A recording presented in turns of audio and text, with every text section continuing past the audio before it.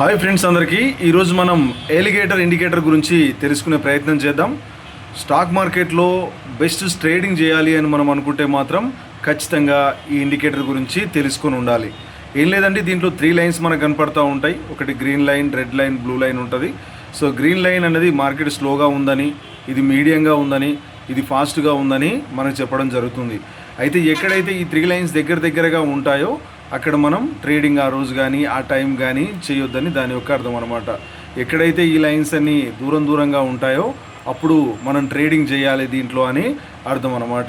దాన్ని బట్టి మనం ట్రేడింగ్ చేస్తూ ఉండాలి. అయితే దీంట్లో ఒక విషయాన్ని మనం గుర్తుపెట్టుకోవాలి. ఎక్కడైతే లైన్స్ స్ట్రైట్గా పైకి పోతున్నట్టు కనపడతా ఉంటాయో అక్కడ మనం బై సిగ్నల్ మనకు వచ్చినట్లు లెక్క.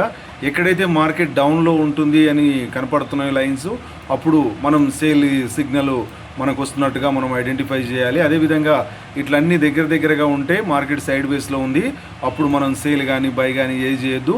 మార్కెట్ మనం ఆల్మోస్ట్ దూరంగా ఉండాలి. దాన్ని చూసుకుంటూనే ట్రేడింగ్ మనం చేస్తే నష్టం లేకుండా లాభాలని మనం సంపాదించవచ్చు అనమాట. సో ఎప్పుడు మనం దాన్ని ట్రేడ్ చేయాలి అని అంటే ఇక్కడ మనం లైన్ చూస్తూ ఉంటాం. ఎక్కడైతే ఒక్కొక్క లైన్ని ఏ విధంగా క్రాస్ చేస్తుందన్నది మనం తెలుసుకొని చూసే ప్రయత్నం చేద్దాము రండి. ఇక్కడ మనం చూస్తూ ఉన్నాం లైన్స్ ఏ విధంగా ఉన్నాయో ఇక్కడ క్రాస్ చేసినాయి.